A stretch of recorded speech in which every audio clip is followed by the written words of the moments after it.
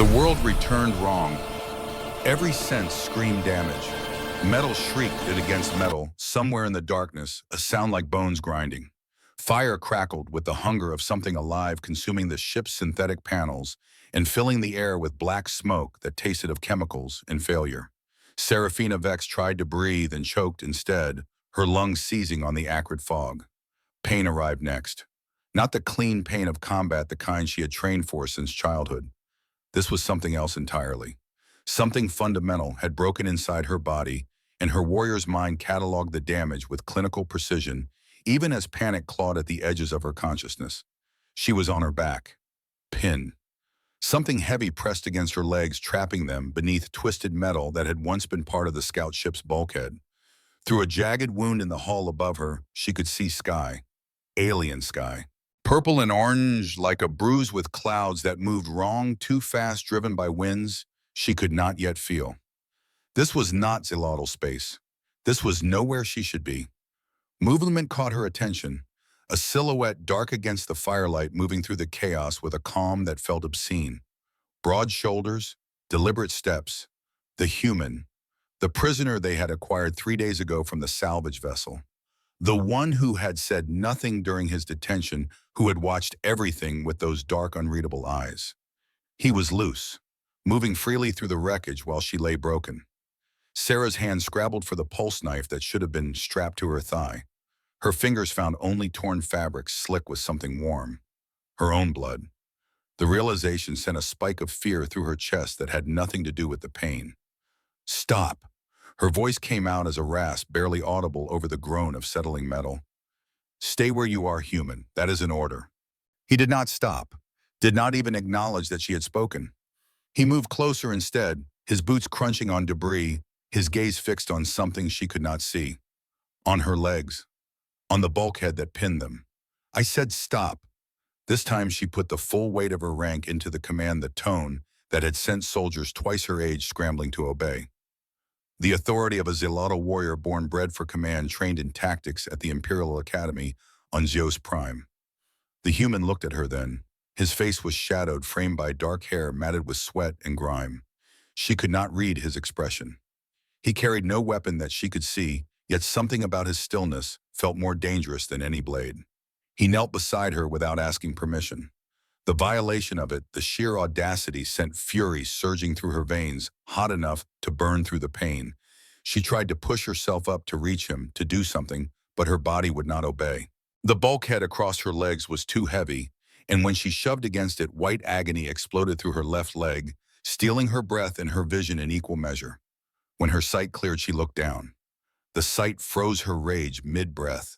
Her leg bent where no joint existed, twisted at an angle so grotesquely wrong that her mind initially refused to process the information.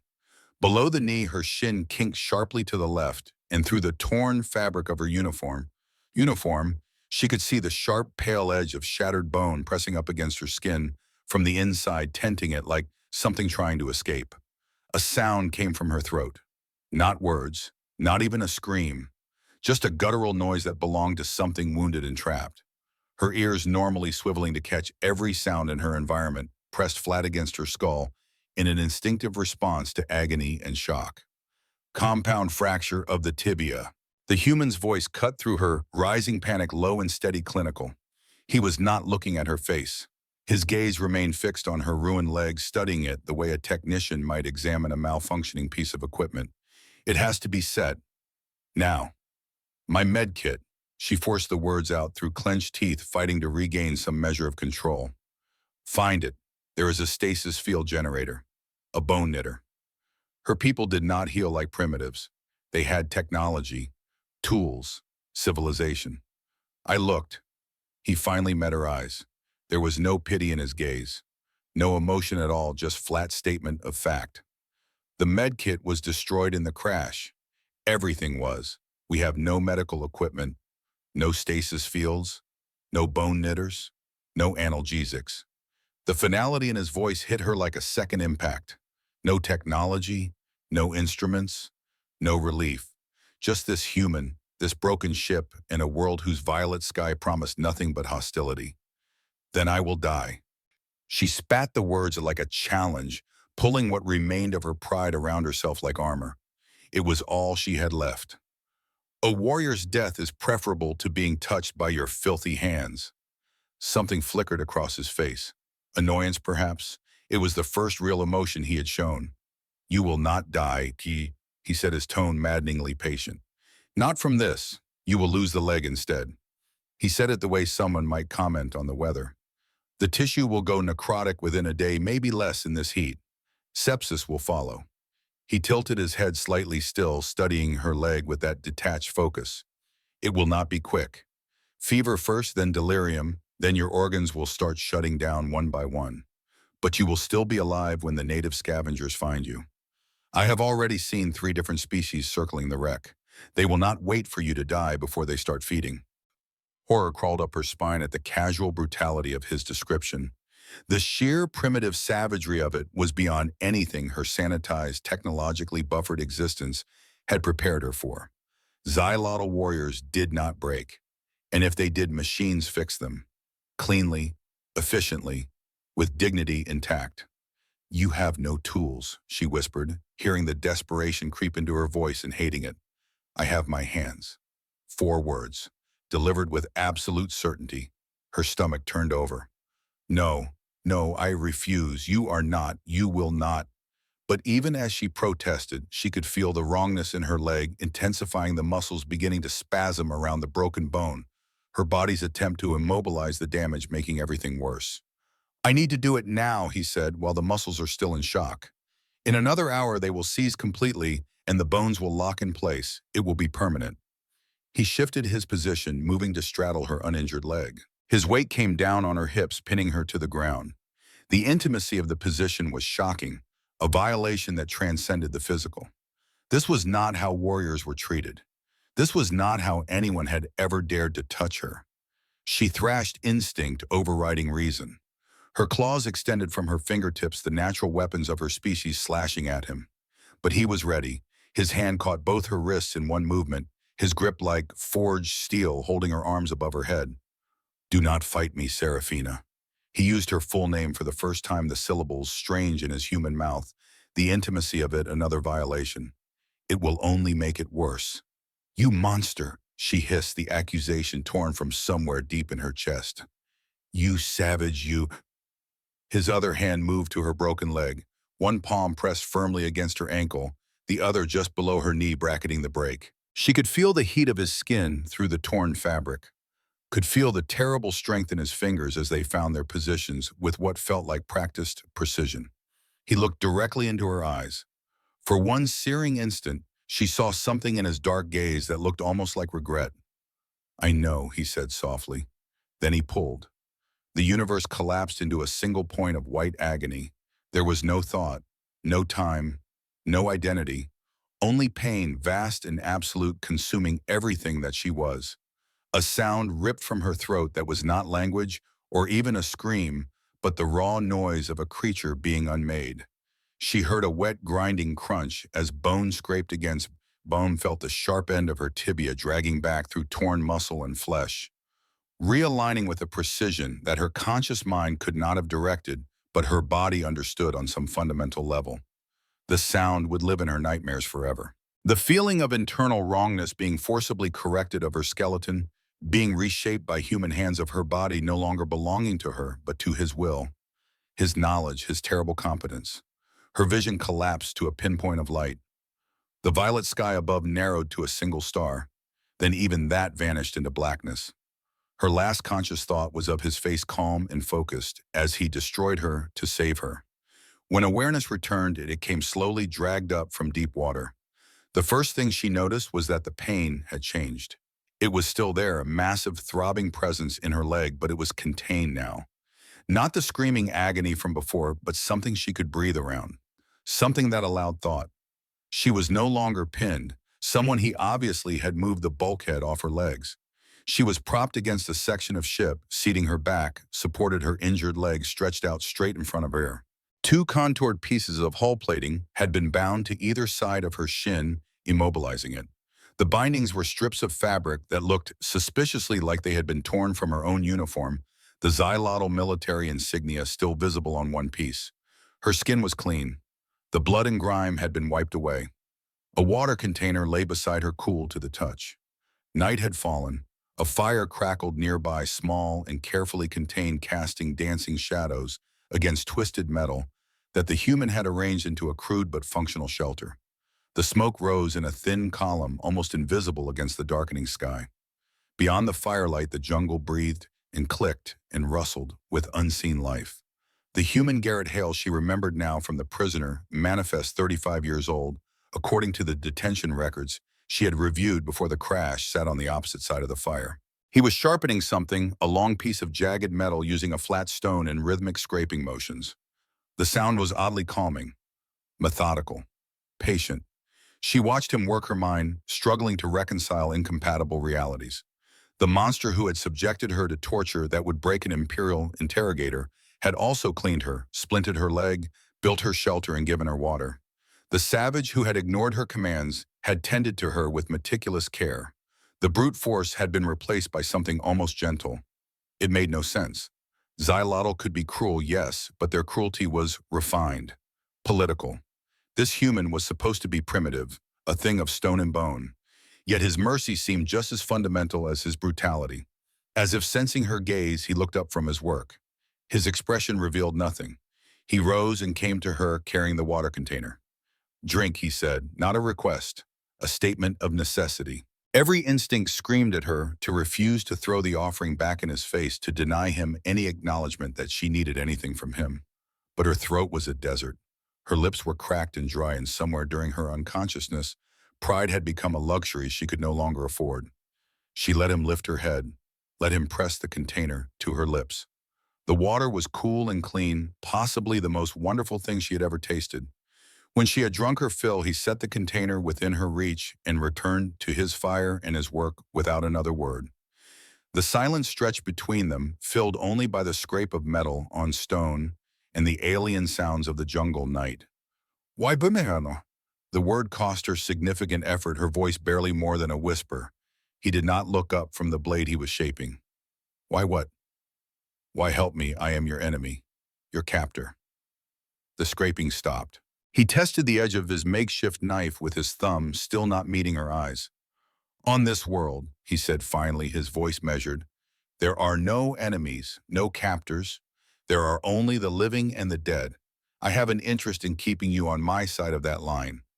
"Why?" she pressed, needing to understand. "What use am I to you, broken? You are the only one who might know how to work any of this technology if we find something intact." He gestured vaguely at the wreckage around them. "I can keep us alive, but I cannot get us off this planet alone. We need each other."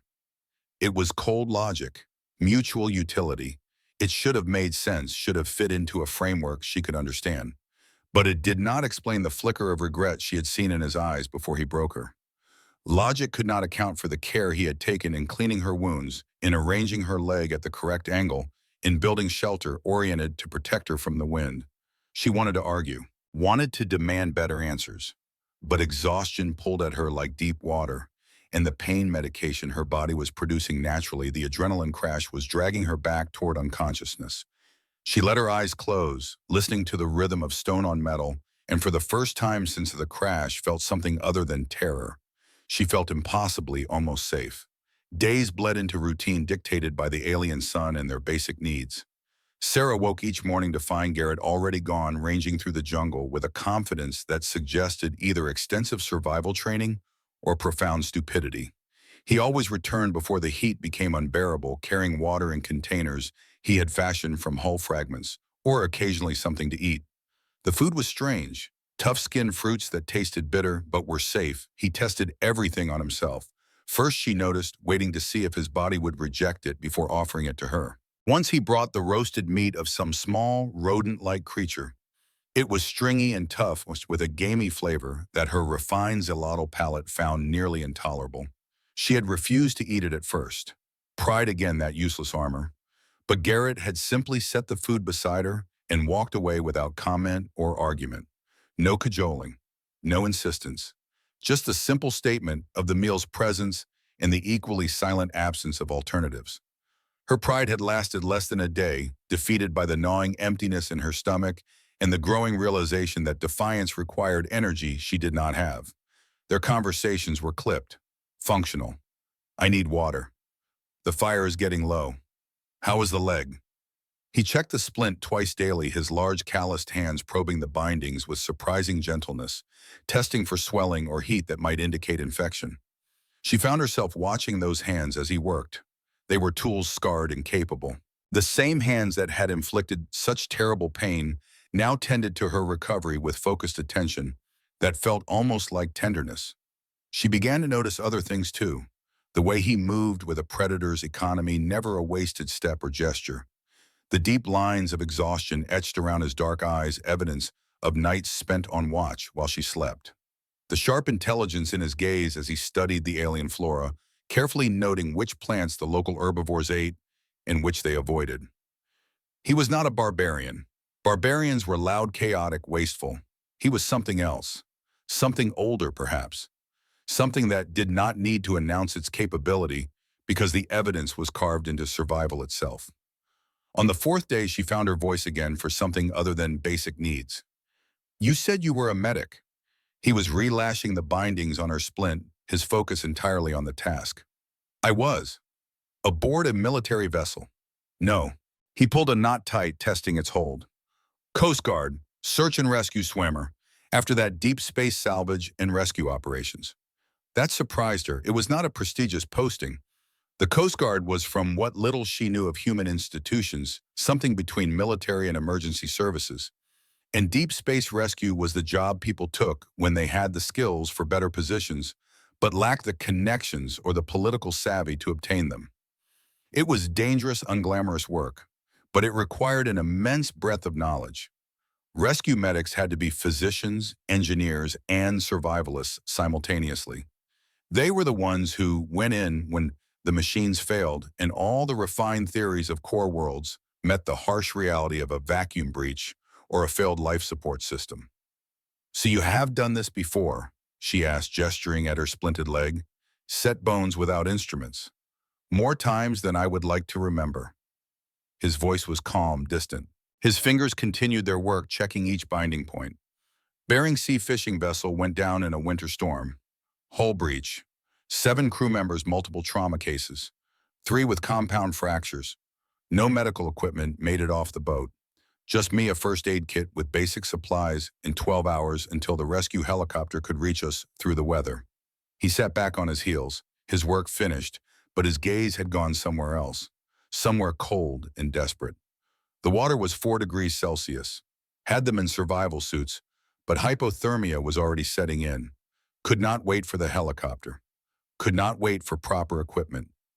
You use what you have, your hands, pieces of the ship, strips of wetsuit material for binding.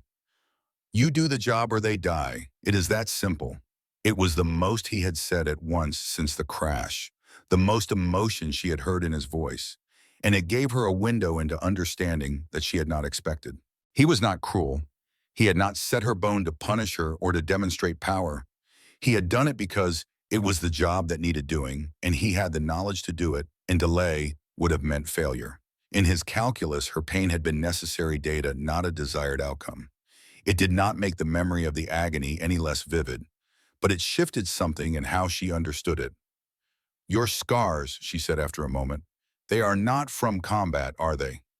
He glanced down at his forearms displayed as he worked. They were a topography of old injuries, a long, thin white line running from wrist to elbow, a puckered burn on his bicep, smaller marks scattered across his hands. Everyone has scars, he said neutrally. Tell me about that one. She pointed at the long line on his forearm. He hesitated, then sighed with understated resignation. Hurricane Laura, 2020, Louisiana coast. Spent 72 hours straight pulling people out of flooded buildings. This one, he touched the scar, was from broken glass in a submerged car. Was trying to get the door open. Window shattered. Didn't feel it until later. Too much adrenaline. And the burn, engine fire on a salvage job, Quasar-class freighter. Their engineering is optimistic. The corner of his mouth twitched slightly. Not quite a smile, but something adjacent. Learned that day that plasma conduits stay hot for a long time after you think they are safe to touch. He spoke of it all with the same flat factual weariness. No pride, no bravado. Each scar was simply a record of a moment when technology had failed and skill and luck were all that stood between life and death. His life was a litany of surviving the impossible, and he recounted it the way another person might list their work history. When he finished, a heavy silence settled between them, different from the functional stillness of previous days. Sarah felt an unexpected urge to reciprocate, to offer something of herself to balance the scales. Her hand moved to her upper arm to a small, intricate pattern of raised tissue, deliberately scarred in an ancient zolotl tradition. "This is a mark of the Cathar," she said with simple directness. "My first solo kill of a wild grazer. I was 12 cycles old. It signifies that the bearer is a hunter, no longer a child." He looked at the mark, then back at her face, really seeing her perhaps for the first time, not as a Xylotl warrior or a prisoner or a patient, but as Seraphina, a woman with a history written on her skin, just as his history was written on his. The air between them grew thick with something she did not have a name for. Not the tension of conflict, but of recognition. The slow, dawning awareness of the person behind the species, the individual behind the role. It was more frightening than any predator in the jungle. On the sixth day, Garrett ranged further from camp than he had before. He moved through the alien forest with practiced caution, his senses attuned to every sound and movement. The jungle was not silent. It clicked and rustled and sang with life, layers upon layers of it, from the canopy high above to the leaf litter beneath his boots. He had learned to distinguish the normal sounds from the warning ones, the ambient noise from the targeted interest. He was looking for materials, longer lengths of cable for traps, more hull fragments for shelter reinforcement, anything that might prove useful for long-term survival on a world that clearly did not want them here. What he found instead stopped him mid-step. Another piece of their scout ship, a section of the outer hull, was wedged between two of the massive slate-gray trees that dominated this region. The metal was scorched and twisted from atmospheric entry, which was expected. But there was another mark on it that made his blood run cold. A tight, circular pattern of melted metal, the signature burn of a plasma cannon discharge. Garrett stood very still, his mind working through implications with the methodical precision of someone trained to assess disaster scenarios. Plasma cannons were military-grade weapons, precision instruments designed for ship-to-ship combat. They left distinctive marks, circular impact points, with radiating heat distortion edges melted inward from the intense focused energy. This was not damage from a crash. This was damage from being shot.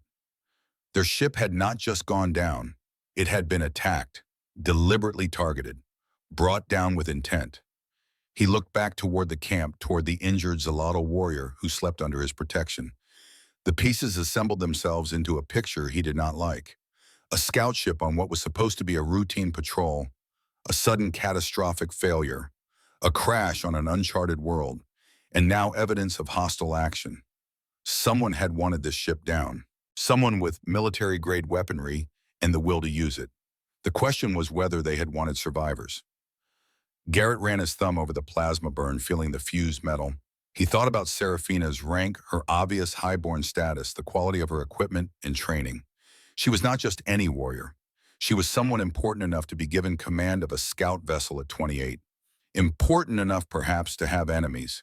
He made a decision in that moment, standing alone in the alien forest, with evidence of attempted murder in his hands. He would not tell her. Not yet. She was still healing, still vulnerable, still processing the trauma of the crash and the loss of everything familiar. Adding the weight of an assassination attempt to that burden would serve no purpose except to break her further. The information was dangerous, heavy. For now, it was a weight he would carry alone. He turned away from the hull fragment and continued his search for useful materials, his mind already cataloging this new data, integrating it into his threat assessment, adjusting his plans for their survival. But the plasma burn stayed with him, a bright circle of malice in his mind's eye waiting. The attack came at dusk on the seventh day. The predator was not one of the small, chittering scavengers that prowled the jungle at night, scampering through the undergrowth in search of carrion and opportunity. This was something else entirely. A hunter. Sleek and terrible, moving with liquid grace that made Sarah's warrior instincts scream warnings into her blood. It had 6 legs, the rear 2 significantly larger than the front 4, built for explosive sprinting. Its hide was chitinous and the color of dried blood segments overlapping in natural armor that looked nearly impervious. Multiple black eyes reflected the firelight like polished stones, and it had been stalking their camp for the better part of an hour. A flicker of movement at the edge of the clearing, a shadow that did not quite belong. There, Sarah's voice was low and urgent, her arm extended, pointing. At the tree line, 11 o'clock. Garrett followed her gesture. She saw his body, still saw him shift into a different mode of attention. But he was not looking at the creature like a warrior sizing up an opponent. He was watching it like an engineer studying a problem. It is a stalker, she hissed, her frustration mounting with every second he did not act. An ambush predator. You cannot outrun it. You must face it. Show no fear. Make yourself large. Fight it directly, or it will interpret any other action as a weakness. That was how warriors fought. How Xylotl had fought for generations. Direct confrontation, strength meeting strength, honor in the clash. Its rear legs are for sprinting, Garrett said almost to himself, his head tilted as he observed. The front 4 are for grappling, holding prey. See how it plants its weight before it moves. The distribution is all wrong for agility. It is built for straight-line ambush. Once it commits to a direction, it cannot adjust quickly. Your analysis is fascinating. Sarah snapped, her nerves fraying as the creature shifted position, moving closer. Now kill it before it decides we are dinner. Instead of grabbing the sharpened metal spear he had crafted, the obvious weapon, the warrior's choice, he began gathering things. Moving with clear purpose, but without apparent panic. A length of heavy cabling from the wreck. A jagged, substantial piece of the ship's engine block that must have weighed 30 kilograms at least. Sarah watched in disbelief as he worked. He looped the cable around the thick, low-hanging branch of a tree near the edge of their camp, tied the other end to the engine block, hoisted the mass of metal off the ground, suspending it a few meters up so it hung there like some industrial pendulum, swaying slightly in the evening breeze. What is that pathetic thing supposed to be? She demanded. A warning. A trap. He took what remained of the roasted creature from the day before he had kept the bones and some of the meat, she realized now, deliberately saving it, and placed it on the ground directly beneath the suspended weight. Then he retreated to the fire, picked up his spear, and waited. The stalker, drawn by the scent of cooked meat and emboldened by the apparent inactivity of its prey, finally broke from the tree line. It moved low to the ground, its 6 legs working in coordinated rhythm, its head swaying from side to side, and its multiple eyes tracked the bait. Sarah held her breath. Her hand gripped a rock, the only weapon she could wield in her current state, and her heart hammered against her ribs hard enough that she thought the predator might hear it.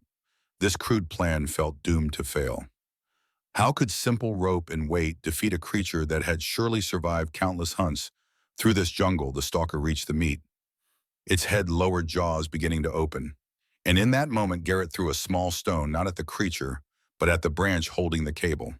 The stone struck wood with a sharp crack. The stalker's head jerked up instinctively, responding to the sudden noise. Its horn-like crest, raised in alert posture, snagged the low-hanging loop of cable that Garrett had positioned with such precise deliberation. The creature panicked. It lunged backward, trying to free itself from the unexpected entanglement. The cable pulled taut.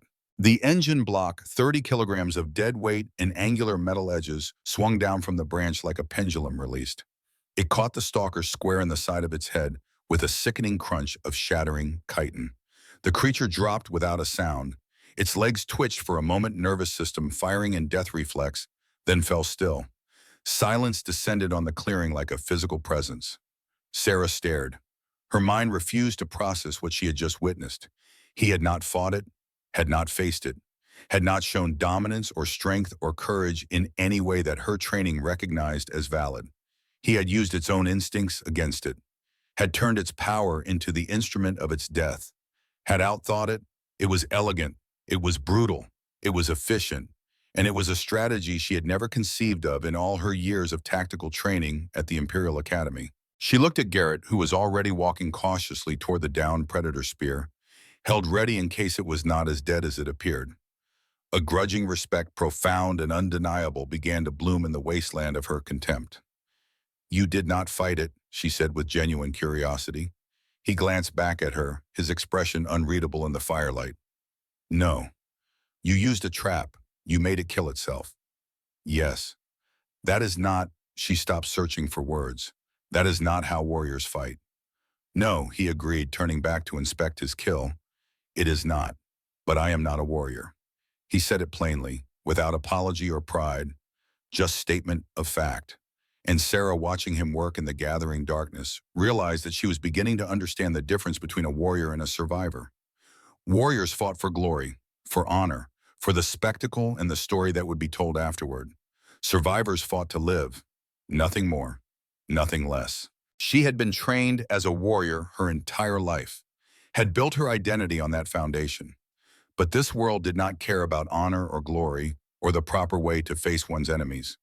This world only cared whether you lived or died. And Garrett Hale, with his steady competence and his engineer's mind and his refusal to fight fair, understood that in a way, she was only beginning to grasp. The lesson settled into her bones alongside the ache of her healing leg, and she knew with absolute certainty that everything she had learned before this moment was only the beginning of her education. The fever came like a thief in the night, stealing her strength before she even knew it was there. Sarah woke on the eighth morning to a world that felt wrong in a way entirely different from the crash. The jungle sounds were too loud, drilling into her skull. The sunlight filtering through the makeshift shelter was too bright, painful against her eyes. And there was a fire beneath her skin that had nothing to do with the humid air. She tried to sit up, and her body refused, muscles weak and trembling. The simple act of lifting her head made the world tilt dangerously.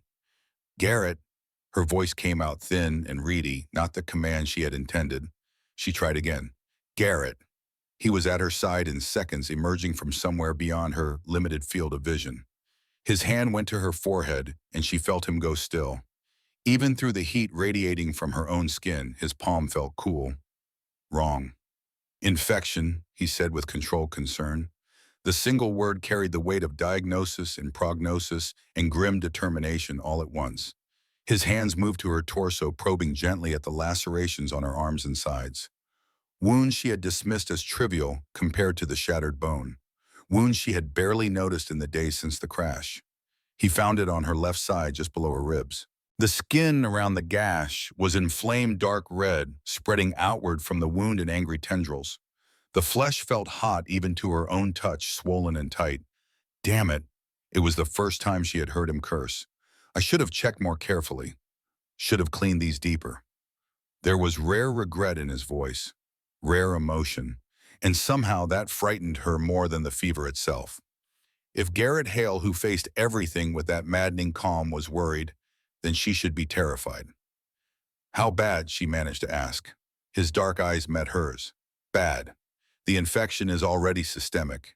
You are burning up. He paused, and she saw him making calculations behind his gaze. I have no antibiotics, no antiseptics beyond what I can make from local plants. This is going to get worse before it gets better. If it gets better, she heard in the words he did not say. The fear that bloomed in her chest was different from anything she had felt before. Worse than the moment of realizing her leg was broken. Worse than the anticipation of the bone being set. This was the terror of losing control not just of her body but of her mind. Of the enemy within, invisible and inexorable, consuming her from the inside.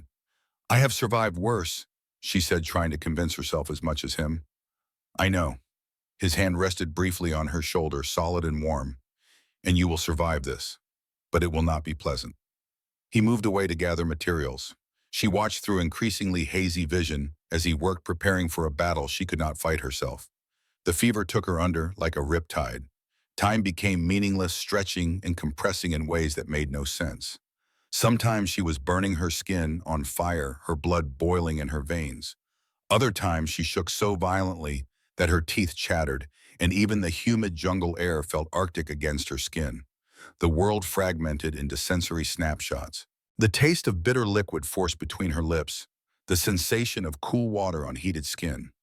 Garrett's voice low and steady, anchoring her to something real when everything else dissolved into nightmare. She dreamed. Fever dreams that felt more vivid than memory, more real than the present. She was in the training halls of Zios Prime, 12 years old, her body not yet fully grown but already being shaped into a weapon.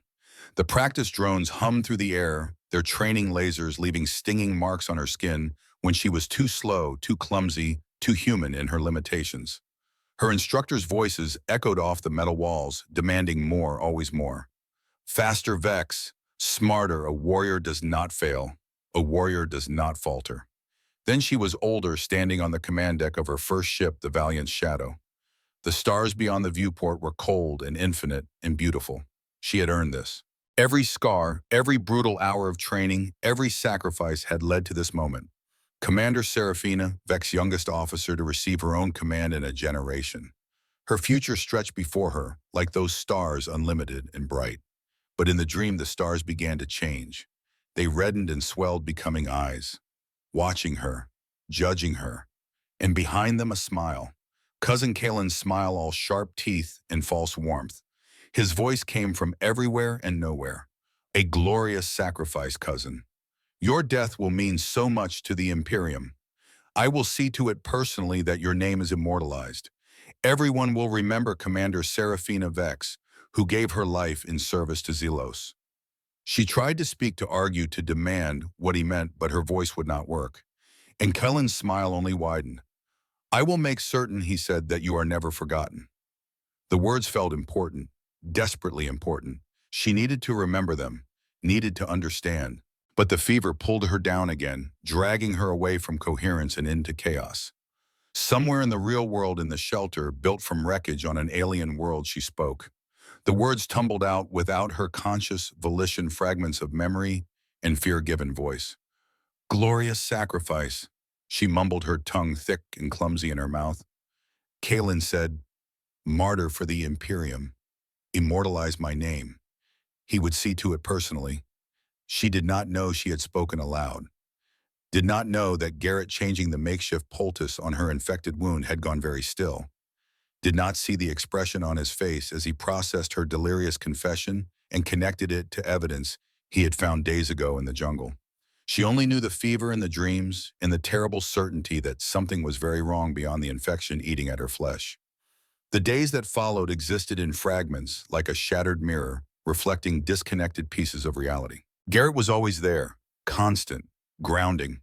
When the fever spiked and she thrashed in delirium, his hands held her still with gentle firmness. When her body tried to reject the water she desperately needed, he persisted with infinite patience, coaxing her to drink drop by drop. When the shivering became so violent that she thought her bones might break from the force of it, he wrapped her in whatever fabric he could find and held her through the worst of it. Boundaries dissolved, modesty, pride, the careful distances she had maintained her entire life, all of it burned away in the fever's heat. She was dimly aware that he removed what remained of her torn uniform to better tend her wounds, that his hands touched her skin in ways no one else ever had, washing away sweat and blood and the general corruption of illness, that he saw her not as a warrior or a commander or even as a xylotl, but simply as a body that needed care. In her brief moments of lucidity, the intimacy of it was more shocking than the crash itself. This human, this enemy, knew the landscape of her body better than any lover she had ever taken. Better than she knew it herself. He knew where the fever concentrated its heat, knew which wounds were healing and which were fighting infection, knew the rhythm of her breathing, the patterns of her delirium, the exact moment when she needed water versus when her stomach would reject it. He tended to her with the same focused competence he brought to everything else, his touch clinical, yet somehow not impersonal. There was care in it, real care. Not the distant professional concern of a medic for a patient, but something more immediate, more invested. She felt it even through the fever haze, felt him willing her to survive with the same stubborn determination he applied to every other problem on this hostile world. Stay with me, Serafina, he murmured during one of the worst periods when the fever peaked and her body convulsed, and she could not tell dream from reality. His hand was cool against her burning forehead. You are stronger than this. I have seen you survive the impossible. This is just another battle. Stay. She wanted to tell him that she was trying, that she was fighting with everything she had. But the words would not form and the fever dragged her under again. More dreams came, more memories mixing with delirium. The imperial court in all its gleaming splendor, crystalline spires reaching toward perfect skies. She walked its halls as a rising star, collecting accolades and envious glances in equal measure. But in the dream, the halls twisted into corridors that led nowhere. The smiles of her peers became bared fangs, and everywhere she turned, she saw Kalen, always watching, always waiting. Your success makes others uncomfortable, cousin. His voice echoed through the crystalline spaces. Sometimes the brightest stars must be extinguished for the good of all. She woke screaming his name, though the scream came out as barely a whisper. Garrett was there instantly, his hand steadying her, his voice cutting through the panic. Just a dream. You are safe. I have you. But she was not safe. The fever told her that much. And somewhere beneath the delirium, a terrible suspicion was taking root. Something about Kalen. Something about sacrifice. Something wrong. She tried to hold on to the thought, to examine it, but consciousness slipped away again before she could grasp it fully. When the fever finally broke, it was like surfacing from deep, dark water. Sarah opened her eyes to dawn light filtering through their makeshift shelter. The world was sharp again, clear. The fog that had wrapped around her thoughts for days had lifted, leaving her weak and hollowed out, but fundamentally herself. She turned her head, even that small movement required effort, and saw Garrett slumped against the rock wall. He was asleep or something close to it, his body in that alert half-rest of someone trained to wake at the slightest wrong sound. The spear rested against his shoulder. His face was drawn gaunt with exhaustion, dark circles under his closed eyes. He had not slept properly in days, she realized, had kept watch even while tending to her, had burned himself down to keep her alive. The knowledge settled into her chest with unexpected weight. She studied his face in the soft morning light, really looked at him for perhaps the first time. The dark beard, unkempt but somehow suiting him. The lines around his eyes that spoke of years spent squinting into harsh environments. The scar that traced from his left temple down to his drum, a mark she had not noticed before. Evidence of a life lived hard survived through competence and will. He was not handsome in the way that courtiers were handsome with their perfect symmetry and calculated aesthetics. But there was something compelling in his rugged features, something honest, real in a way that the polished surfaces of the imperial court had never been. A profound shift had occurred between them during the fever. She could feel it like a change in air pressure before a storm. The dynamic of captor and prisoner warrior and savage zealotl and human, all of that had been burned away. What remained was something simpler and infinitely more complicated. Two people who had seen each other at their absolute worst and most vulnerable. Two survivors who had kept each other alive against considerable odds. Later that day, when he woke and came to check on her, his hand going automatically to her forehead to assess her temperature, she caught his wrist. "Thank you," she said with simple honesty. He looked at her, surprise flickering briefly across his usually impassive features. "You are recovering. Good." "No," she tightened her grip slightly. "Thank you for not giving up, for not leaving me to die when it would have been easier. Safer." He was silent for a long moment. Then with characteristic directness, "You would have done the same." She thought about that, about who she had been before the crash. The proud warrior who had screamed at him to keep his filthy hands off her. The commander who had viewed him as barely better than salvage to be acquired and detained. "I do not know if I would have," she admitted, "but I would like to think that I could become the kind of person who would." Something shifted in his expression. Not quite a smile, but a softening around the eyes that suggested he understood what she was trying to say. He returned to his work, rechecking her wounds. The infection was receding, though the site still looked angry and inflamed. He had made a new poultice from broad-leafed plants that smelled pungent and medicinal. "Where did you learn that?" she asked, gesturing at the green paste. "That plant knowledge." "Learned it here." He applied the poultice with careful precision. "Watched what the local herbivores used when they had injuries. Figured if it worked for them, might work for us. Tested it on myself first." "You experimented on yourself. Could not risk making you worse." He said it matter-of-factly, as if deliberately exposing himself to potentially toxic plant compounds was a minor detail. "The worst it did was make my arm numb for a few hours. Seemed an acceptable trade." She stared at him, tried to reconcile this casual self-sacrifice with everything she had been taught about humans, about their selfishness and savagery and fundamental inferiority. The teachings rang hollow now, obvious propaganda in light of lived reality. "Tell me more," she said, "about your work, the rescues." So he did. In that economical way he had without embellishment or drama, he told her about hurricanes and shipwrecks in impossible odds, about the 72 hours straight pulling people from flooded buildings during Hurricane Laura, about the fishing boat that went down in Arctic waters in the race to keep injured crew members alive long enough for help to arrive, about learning that you could not save everyone, but you saved who you could, and you lived with the rest. "How do you bear it?" she asked when he finished. "The weight of those you could not save." He was still for a long moment, his hands motionless on the bandage he was securing. "You do not bear it alone," he said finally. "You share it with the ones who made it. Their survival justifies the cost. Has to. Otherwise, the weight would crush you." His dark eyes met hers, and she saw old pain, there carefully contained but never forgotten. "Is that why you are here?" she asked softly. "In deep space, running from that weight?" "No." He shook his head slightly. "I am here because someone has to be.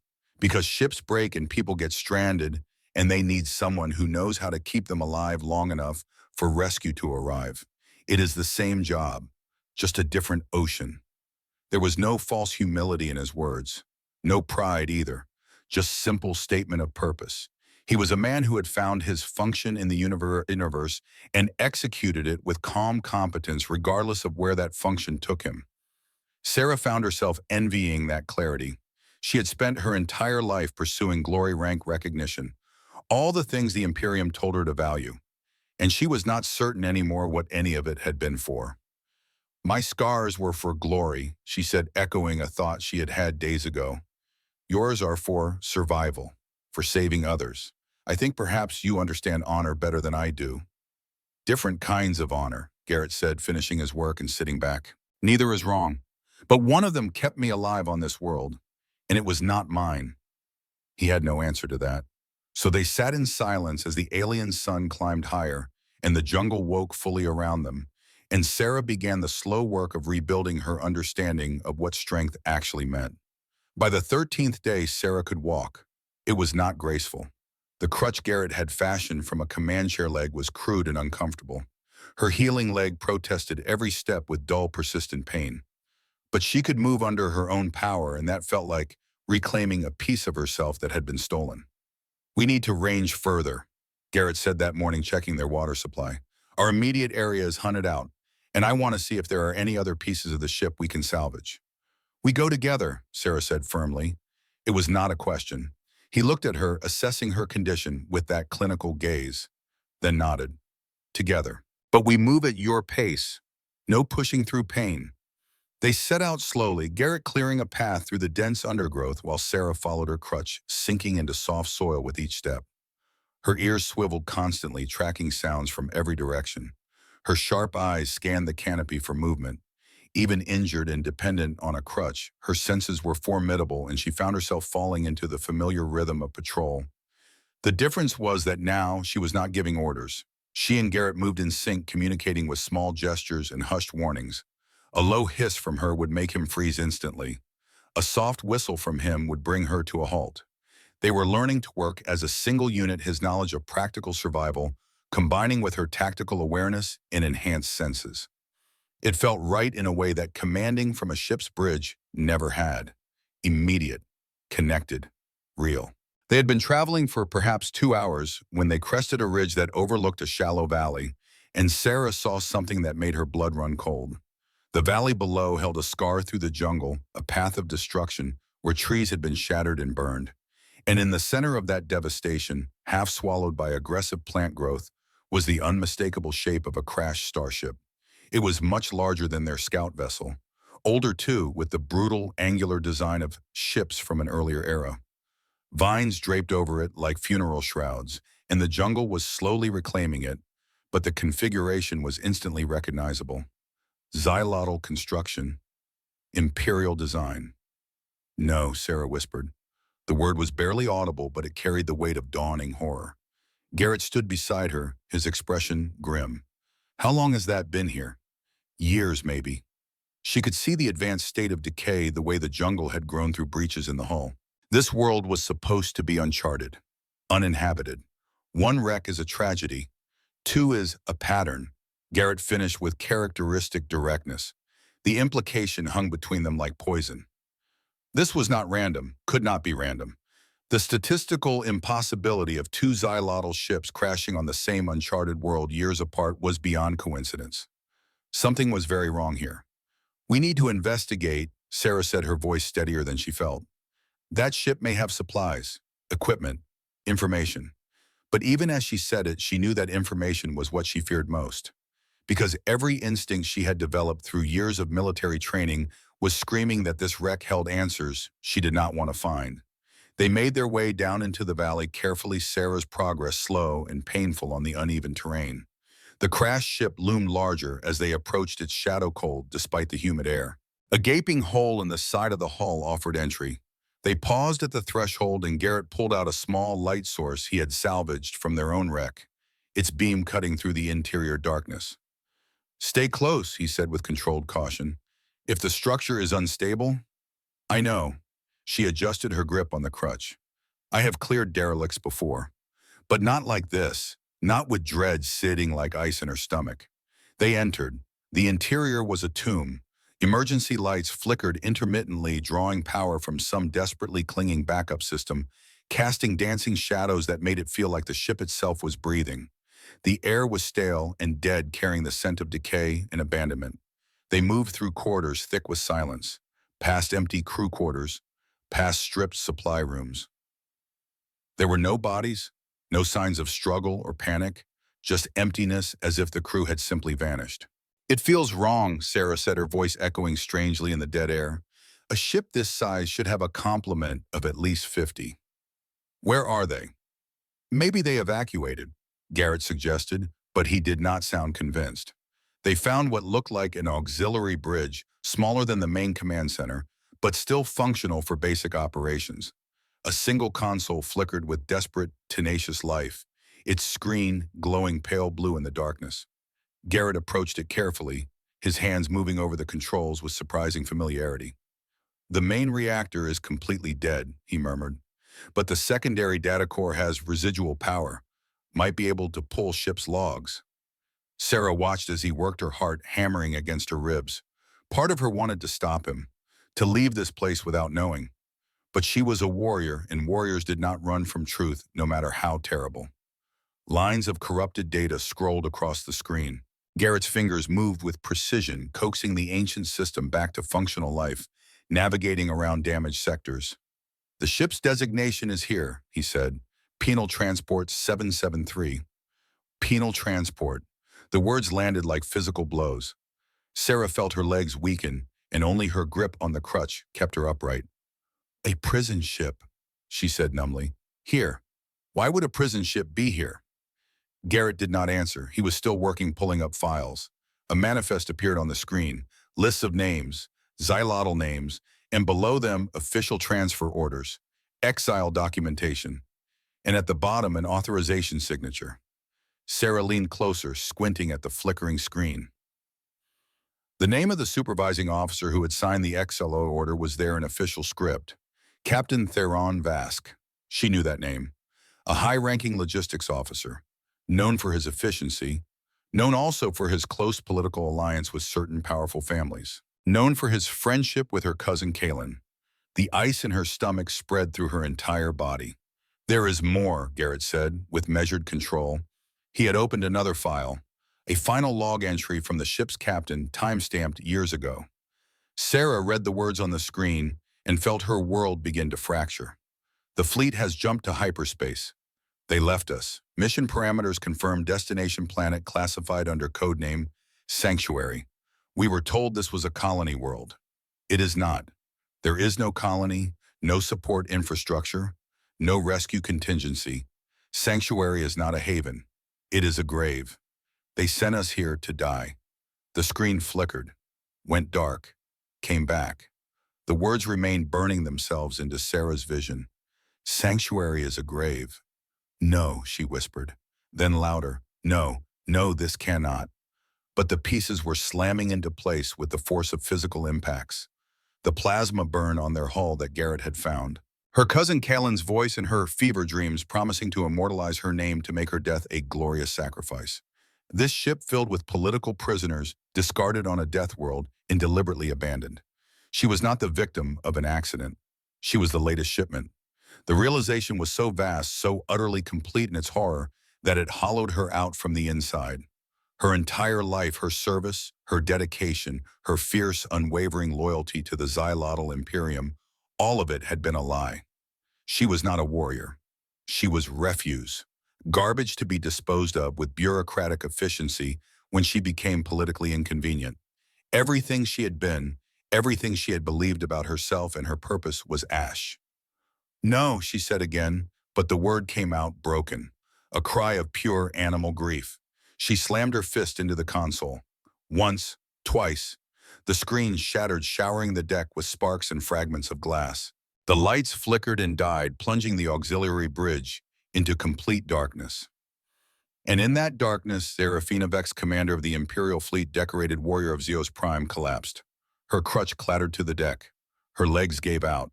She went down hard, her body racked with sobs that she could not control and did not want to. The grief was too large, too absolute. It consumed everything: her pride, her identity, her carefully constructed understanding of the universe and her place in it. All lies, all of it. She had not been betrayed in battle, had not been defeated by a superior enemy, had been murdered in a quiet office millions of light years away by people she had trusted, people she had called family. Through her anguish, she felt hands on her shoulders, strong, steady. Garrett knelt beside her in the darkness, and without a word he pulled her against him. She fought it for a moment, some dying remnant of pride insisting she should not show weakness, should not accept comfort from a human, from anyone. But the fight lasted less than a second before it crumbled entirely, and she collapsed into him, her face pressed against his chest, her sobs shaking them both. He held her, just held her, his arms wrapped around her trembling shoulders, solid and warm in the cold emptiness of the derelict ship. He did not offer meaningless words of comfort or hollow promises of vengeance. He simply became an anchor, a fixed point in the chaos, and let her break against him. It was the first time they had touched for a reason other than medical necessity or violence.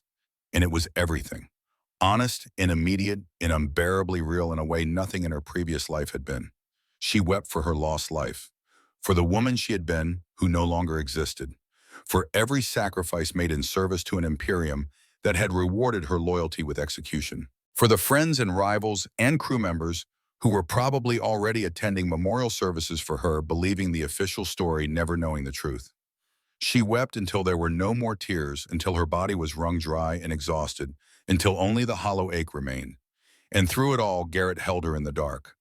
When the storm finally passed, when she had nothing left to give to her grief, she became aware of other things: the solid warmth of his chest beneath her cheek, the steady rhythm of his heartbeat, the slight rise and fall of his breathing, his hand on her back moving in slow, soothing circles. He had seen her at her absolute worst, had witnessed the complete destruction of everything she had been, and he had not turned away, had not judged, had simply been there, steady and strong, offering the only comfort that mattered: presence. "I am sorry," she whispered into the darkness, her voice raw and broken. "For what? For this? For falling apart? For being weak?" "You are not weak." His voice was certain, absolute. "You are human, or as close to it as makes no difference. And humans break sometimes. It does not mean they cannot be put back together."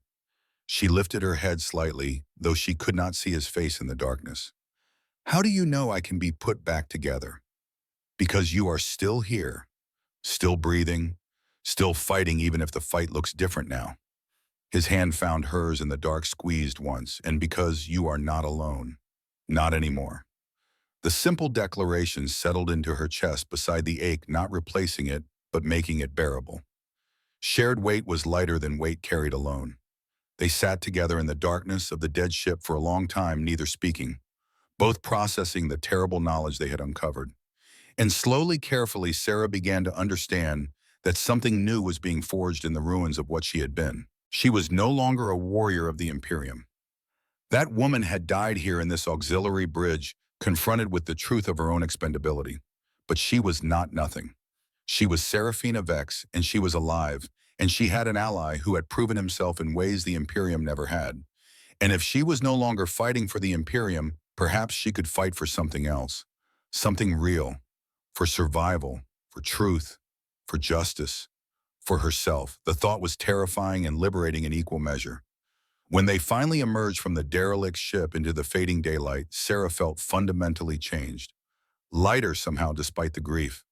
As if the revelation had burned away everything false, leaving only what was essential. She looked at Garrett, really looked at him, and saw him looking back with an expression she had never seen before. Not pity, not even sympathy. Something deeper. Understanding, perhaps. Recognition. Two people betrayed and abandoned with a common enemy in a single unifying purpose. Escape, and possibly eventually revenge. But first survival. Always survival. "We should return to camp," Garrett said with characteristic practicality. "It will be dark soon." "Yes," Sarah agreed, but she paused, her hand on his arm, stopping him. "Garrett, thank you for being here, for not letting me face this alone." He covered her hand with his, the gesture brief but weighted with meaning. "We face it together," he said. "All of it, from now on." It was a promise, a commitment, the beginning of something that went far deeper than circumstantial alliance. Sarah nodded, unable to speak past the tightness in her throat. They made the slow journey back to their camp as darkness fell, and Sarah felt the pieces of a new purpose beginning to take shape in her mind. The Imperium had tried to erase her, had written her off as a sacrifice, a footnote, a problem solved. But she was not dead, and she would not stay silent. One way or another, they would hear her voice again. She would make absolutely certain of it. The two wrecks were no longer tombs. They were a salvage yard, a repository of possibility. And on the 15th morning after the crash, Sarah stood at the edge of their camp, staring at the distant valley where the penal transport lay, and made a decision that felt like the first truly free choice of her life. "We build the beacon," she said. Garrett looked up from the fire where he was boiling water. "You are sure?" "No." She turned to face him, leaning her weight on the crutch. "But I am certain of this. They sent me here to disappear, to become nothing, a footnote in some classified file that will be buried and forgotten. I refuse to give them that satisfaction." She moved closer, her eyes hard with determination that had nothing to do with revenge and everything to do with existential defiance. "If we can send a signal, we can be heard. Not rescued, perhaps. Not saved, but heard. My voice going out into the void, telling anyone who will listen what was done here. What they did to all those prisoners on that ship. What they tried to do to me." Her hand tightened on the crutch. "I will not be erased. I will not let them write my ending."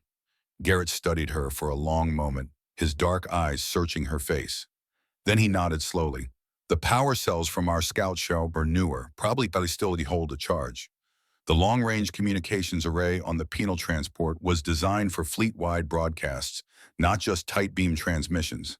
If we can get those cells to that array, and if I can make the connection work, then we have a voice." Sarah finished.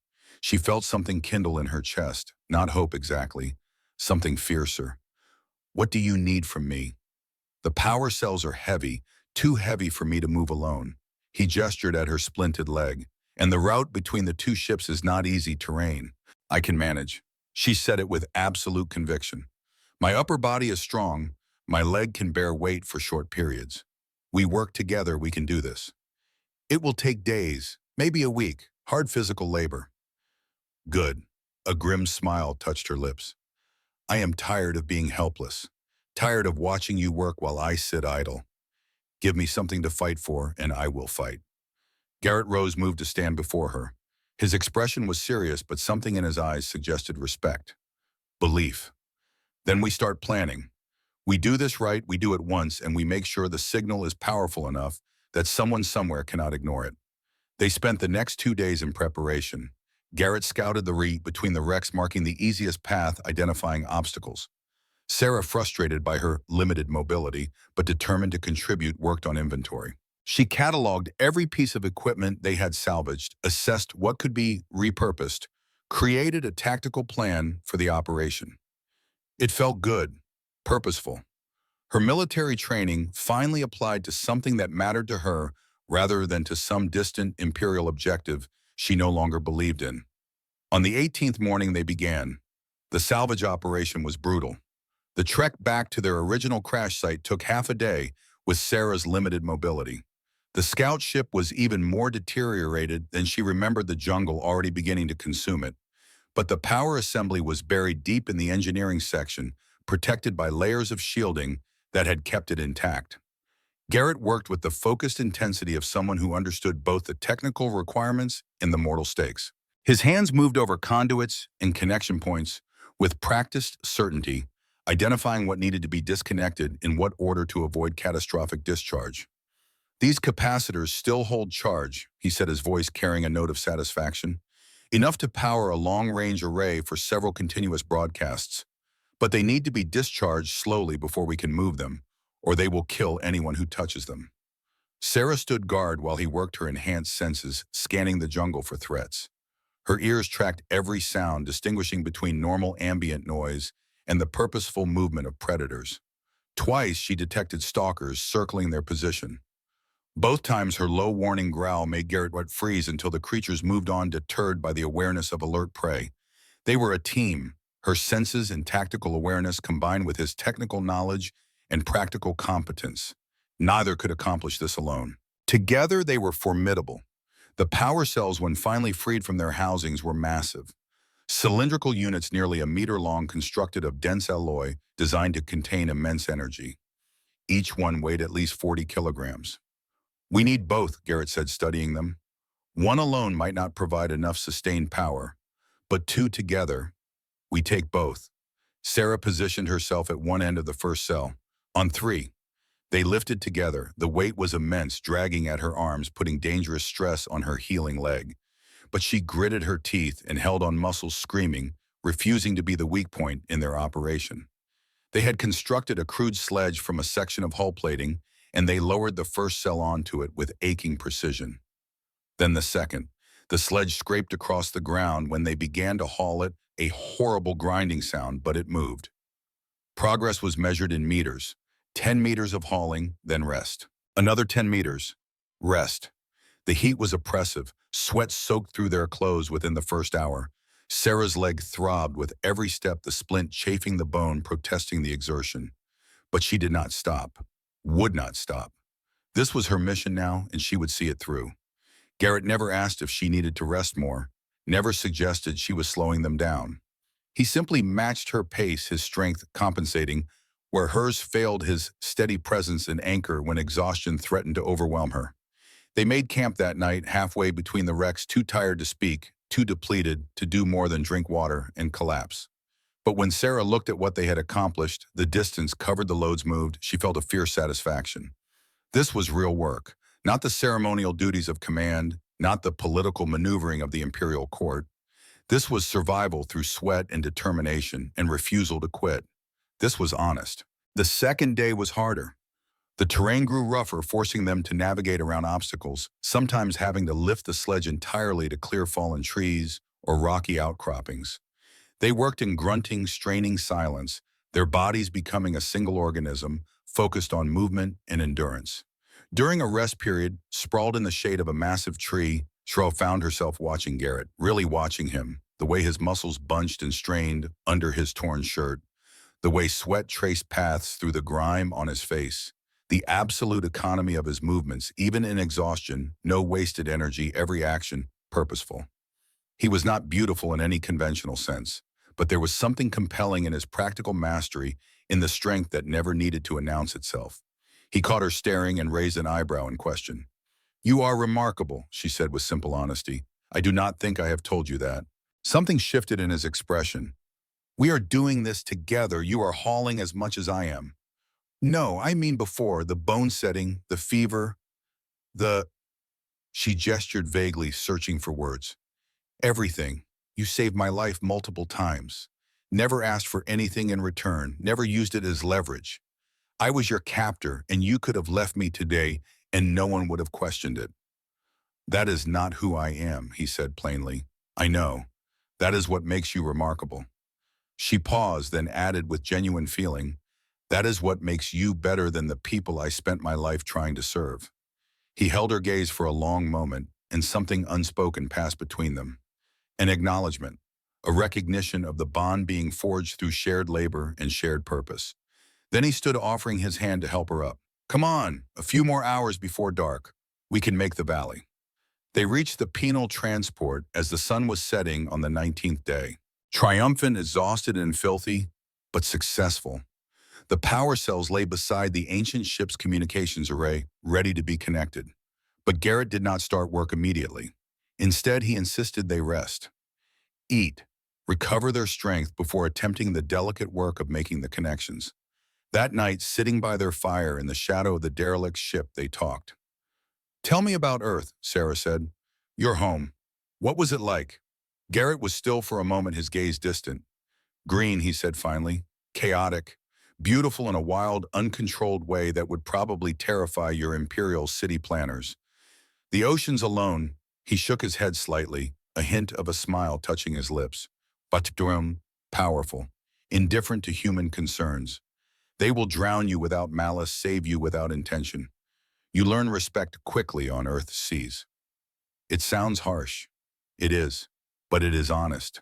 The ocean does not pretend to be anything other than what it is. There is freedom in that, clarity. Sarah understood what he meant.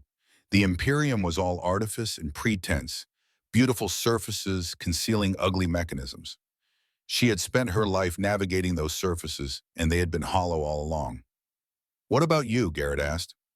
Tell me about Xylos Prime, not the military academy or the imperial court. Tell me about home. She thought about that, realized with some shock that she did not have an answer that felt true. I do not know if I have ever had a home, she admitted. I had postings, assignments, places where I slept between duties. But home, a place that was mine that I belonged to rather than served. She shook her head slowly. No, I do not think I have ever had that. The admission hurt in an unexpected way. Then maybe we build one, Garrett said with characteristic directness. Here, from the wreckage, it will not be pretty or comfortable, but it will be ours, honest. The idea settled into her chest like a warm coal. Not hope, she was still too wary of hope, but possibility. The potential for something real. She looked at him across the fire, this human who had become the most honest thing in her life, and felt something shift in her chest. Something that went beyond gratitude or respect, or even friendship. Something that felt dangerously like belonging. The final assembly took 2 days of painstaking work. Garrett was in his element, running calculations, testing connections, jury-rigging interfaces between technology that was never designed to work together. Sarah assisted where she could, holding components in place, while he welded fetching tools, providing an extra pair of hands when his were occupied. They worked well together, anticipated each other's needs, developed a rhythm that required few words and much trust. On the 22nd day, as the sun reached its apex, Garrett made the final connection. Wires and conduits snaked across the deck of the auxiliary bridge, connecting the salvaged power cells to the ancient communications array in a web of improvised engineering that looked precarious but felt solid. Sarah stood behind him, her hand resting on his shoulder as he ran through final checks. Every system showed green. The power draw was stable. The antenna alignment was optimal. It might not work, Garrett said, his voice tight with tension. The power cells could overload the system. The array could be damaged beyond what we can see. The signal might not reach anyone who cares enough to respond. It will work, Sarah said. She believed it with absolute conviction. Because it has to. He turned his head to look up at her, and for the first time since she had known him, she saw uncertainty in his eyes. Not about the technical work, but about something else. Something deeper. Serafina, he said, using her full name with careful deliberation. Before I activate this, there is something I need to say. Her heart began to beat faster, though she could not have explained why. When I set your bone that first day, I did it because it was the right thing to do. The only thing to do. I did it because I am a medic, and that is my function. He paused, his dark eyes never leaving hers. But somewhere between then and now, something changed. I am not just fighting to survive anymore. I am not just trying to get off this rock and return to my old life. He stood turning to face her fully, and the intensity in his gaze made her breath catch. I am fighting for you, Serafina, for your survival, for your voice to be heard, for your freedom. His voice dropped lower, rough with emotion he was not bothering to hide. You asked me once why I helped you. The truth is, I do not fully understand it myself, but I know that keeping you alive has become more important to me than my own survival. And I needed you to know that before we do this, before we send that signal and whatever comes next. The confession hung in the air between them, simple and devastating in its honesty. Sarah felt something break open in her chest. Words crowded her throat, the elaborate phrases and poetic declarations that her people were famous for, the carefully constructed responses that would acknowledge his statement with appropriate dignity. But words were inadequate, all of them. The poets of the Imperium could not capture what she felt in this moment. The maelstrom of gratitude and respect and fierce protective loyalty and desire that his confession had ignited. So she did not speak. Instead, she reached out. Her fingers tangled in his dark hair, still rough and unkempt from weeks of survival. She pulled his face to hers and kissed him. It was not gentle, not tentative. It was fierce and desperate and claiming. It tasted of sweat and blood and survival and possibility. It was every moment of the past 22 days compressed into a single point of connection. The agony of the bone setting, the intimacy of the fever care, the shared labor of the salvage operation, the hushed conversations by firelight. It was the heat of the fever and the cold of the derelict ship. It was the pain of her shattered leg and the triumph of the slain predator. It was everything honest and real that existed between them, that acknowledged and accepted and celebrated. She kissed him like she was drowning and he was air, like he was the first true thing she had ever touched in a life of beautiful lies. When they finally broke apart, both breathing hard, their foreheads pressed together, she found her voice. I was a warrior of the Imperium, she whispered. I fought for glory and rank and recognition, for things that do not matter. But if I fight now, I fight for this, for you, for us, for the truth of what we have become to each other. His hand came up to cup her face, his thumb tracing the line of her cheekbone with unexpected tenderness. Then we fight together, he said. She nodded, unable to speak past the tightness in her throat. Together they turned back to the console. Garrett's hand moved to the activation lever, and Sarah's hand covered his, their fingers intertwining. On three, he asked. On three, she confirmed. They counted together, their voices overlapping. One, so. Two, three. The lever moved. For a terrible second, nothing happened. Sarah felt her heart plummet, felt the crushing weight of potential failure. Then a low hum began to build, vibrating through the deck plates beneath their feet. The lights on the panel flared one by one, turning from dead black to amber to brilliant, hopeful green. A schematic of the long-range antenna appeared on a side monitor, and they watched as a pulsing wave of energy radiated from its center, growing stronger with each cycle. The signal was transmitting. Sarah's voice, their voice, was lancing through the void, carrying their truth to anyone who would listen. They stood together, hands still intertwined, and watched the signal pulse on the screen. It was a single point of light in overwhelming darkness, but it was there, undeniable, real. Sarah felt tears on her face and did not care. Let them fall. This was not weakness. This was the raw emotion of refusing to be silenced, of standing up and screaming defiance into the void. We did it, she whispered. We did. Garrett agreed, his voice rough with emotion. They did not know who would answer their call, did not know if rescue would come from friends or if their signal would draw the very enemies who had tried to erase them. In that moment, it did not matter. They had made their voices heard, had refused to disappear silently, had turned wreckage and determination into a beacon of defiance. Whatever came next, they would face it together. The waiting was its own kind of agony. 3 days passed.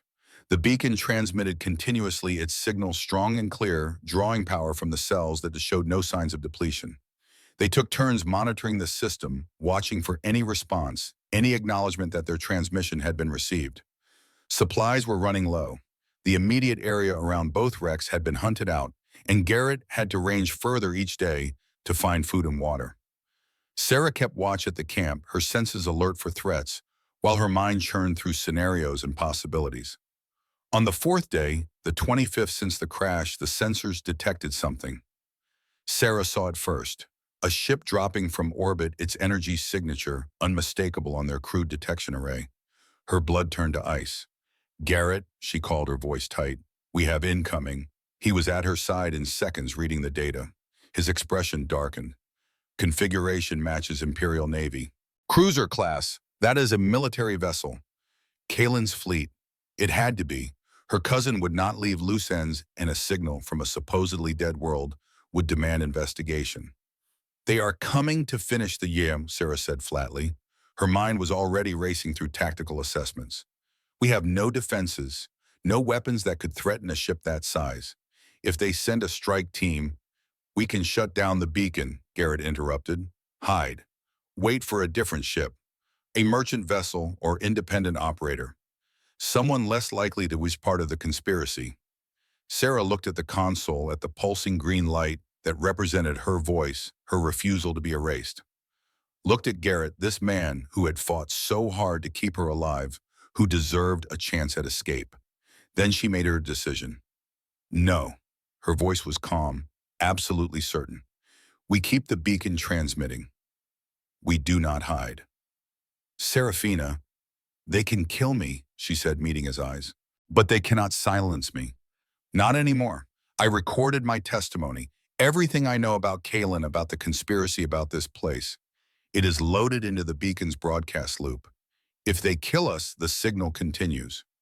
My voice continues. Someone eventually will hear it, will know the truth."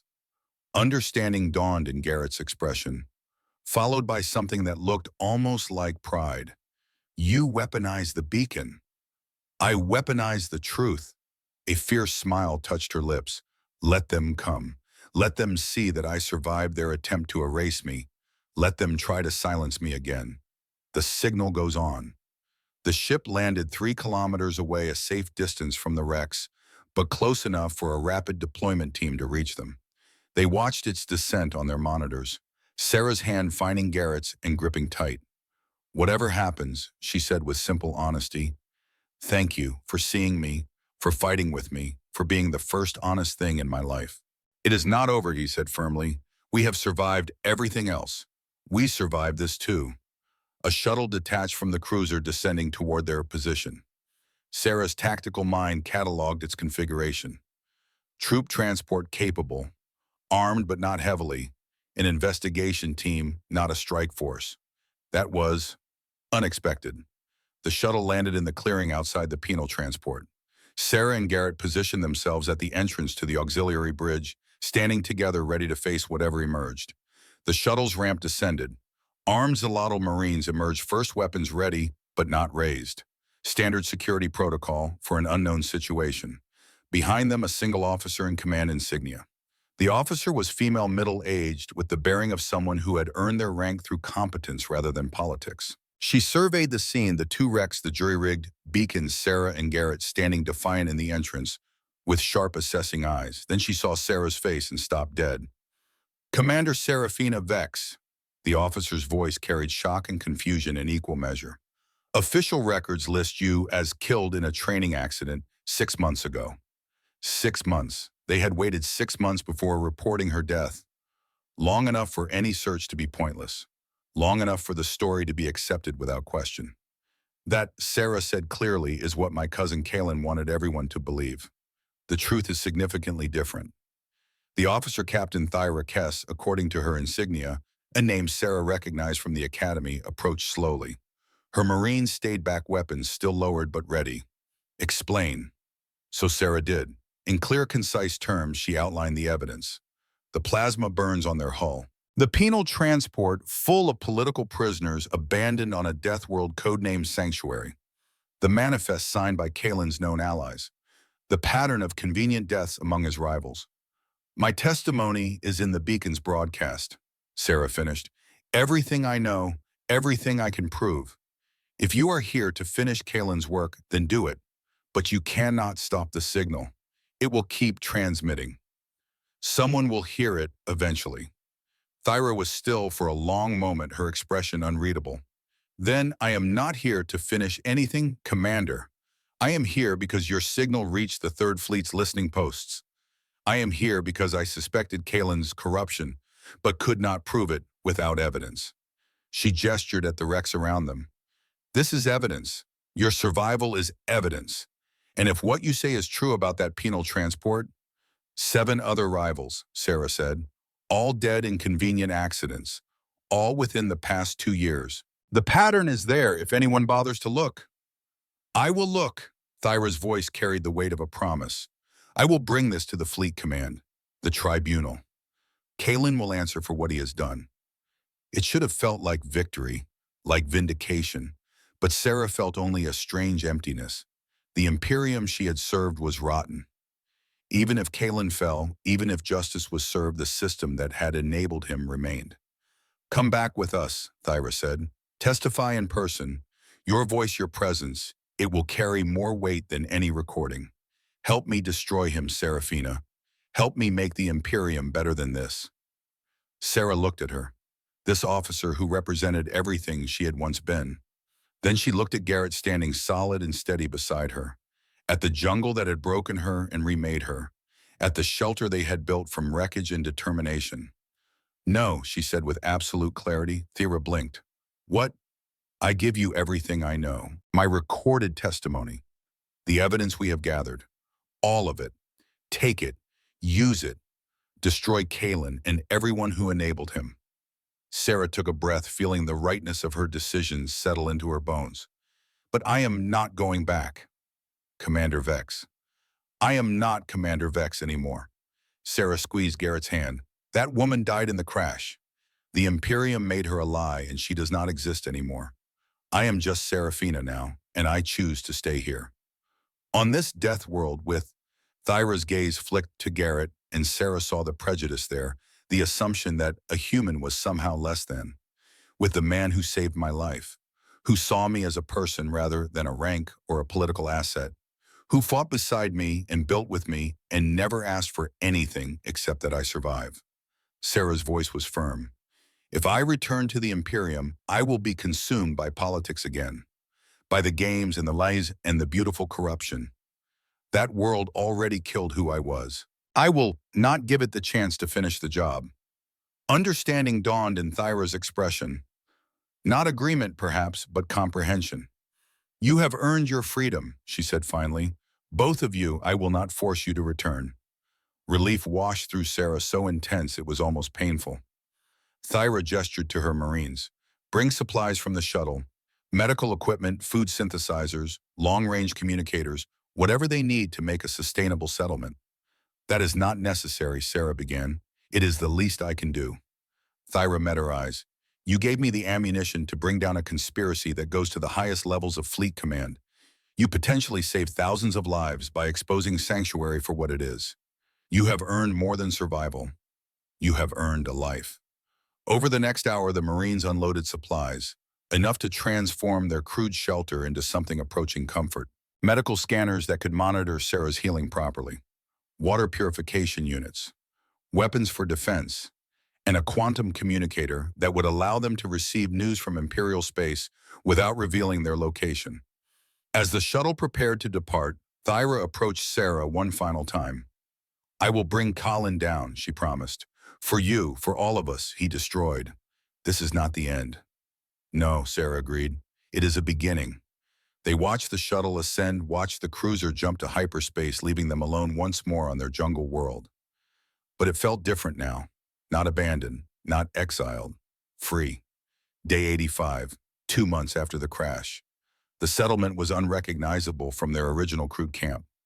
Using materials from both wrecks and the supplies Thyra had provided, they had constructed a permanent dwelling that was part ship components, part local materials, and entirely theirs. It had power, running water, defensive walls, even a small hydroponics bay where they were learning to grow earth and xylitol crops in the alien soil. The quantum communicator brought news periodically. Kalen had been arrested. 12 co-conspirators identified and detained. The military tribunal was proceeding. The scandal had shaken the Imperium to its foundations, and reforms were being discussed at the highest levels. Sarah listened to the reports with detached interest. It was important. Justice mattered. but it felt distant like news from another life. Her real life was here. Her leg had healed fully, though she would always walk with a slight limp. The bone had set properly thanks to Garrett's brutal competence, but the tissue damage left its mark. She did not mind. The limp was a reminder of pain and survival, of the moment everything changed. She spent her mornings teaching Garrett xylotl combat techniques adapted for human physiology. He was a quick study, his analytical mind picking apart the underlying principles and applying them in unexpected ways. In the afternoons, he taught her practical survival skills, how to read the jungle, how to predict weather patterns, how to construct tools from raw materials. They were building something new, a hybrid existence that drew from both their backgrounds but belonged entirely to neither. It was messy and improvised and utterly honest. On the evening of the 85th day, Sarah stood on the ridge, overlooking their settlement, watching the sunset paint the alien sky in shades of purple and gold. The jungle breathed and sang around her, no longer threatening, but familiar. Almost home. Garrett came to stand beside her, his hand finding hers automatically. They stood in comfortable silence, watching the day fade. "Do you regret it?" he asked finally. "Staying here instead of returning for the tribunal?" Sarah considered the question seriously, thought about what she had left behind. The prestige, the recognition, the chance to personally see Kalen's downfall. The possibility of redemption within the imperial system. Then she thought about what she had gained. Freedom, truth, purpose that came from within rather than being imposed from without. And this man beside her who had seen her at her worst and chosen to stay anyway. "No," she said simply, "I do not regret it. Even though you will never be Commander Vex again, never have that recognition. I was never Commander Vex." She turned to look at him, this human who had become her home. "That was a role I played, a character in someone else's story. Here I am, just Serafina, and that is enough. That is everything." His thumb traced circles on the back of her hand. "What will you tell people if they ask who you are?" She thought about that, about the woman who had woken in the wreckage with a shattered leg and shattered pride. About the warrior who had screamed, "You monster," at the man trying to save her. About the commander who had discovered her entire life was a lie. About the survivor who had chosen freedom over revenge. "I will tell them," she said slowly, "that I was broken, completely broken. And then I was rebuilt. Not into what I was before, but into something new, something honest." She squeezed his hand. "I will tell them that I learned the difference between survival and living, that I found home in the last place I expected, that I am free." Garrett pulled her close, his arm around her shoulders, and they stood together as darkness fell and the stars emerged. Different stars than either of them had known before. New constellations for a new life. "I love you," she said with simple honesty, the words feeling both enormous and natural. "I do not know when it happened. Maybe when you set my bone. Maybe when you held me in the dark. Maybe in all the small moments in between. But I love you, Garrett Hale, and I choose this. Choose us. Choose freedom." "I love you too," he said, his voice rough with emotion. "Serafina Vex who was, Serafina who is, every version of you, all of it." They kissed as the first moon rose, washing the jungle in silver light. And when they returned to their settlement, their home, Sarah felt something she had never felt before in all her years of service and duty and sacrifice. She felt peace. The imperial warrior had broken on this world, had shattered into pieces. But from those pieces, something new had been built. Not a warrior, not a commander, just a woman who had learned that survival was not enough, that freedom was worth more than glory, that love was the most honest truth of all. She was Serafina. No rank, no titles, no lies, just herself. And finally, impossibly, that was enough. She was free.